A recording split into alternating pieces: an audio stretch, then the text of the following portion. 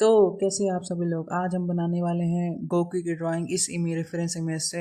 और इसको बनाने के लिए हम लोग ग्रिड मेथड का यूज़ करेंगे। तो ग्रिड रहेगी 11/8 की। तो आप अपने हिसाब से अपनी कॉपी में बना लीजिएगा। तो इसी के साथ हम पहले ग्रिड खींच लेंगे, उसके बाद शुरुआत करेंगे हमारी ड्राइंग बनाने के लिए। तो आप मेरा स्टेप देखते रहिए और आप भी मेरे साथ बनाते रहिए, आपका ड्राइंग बन जाएगा। अगली वीडियो में हम लोग कलर करेंगे, तब तक के लिए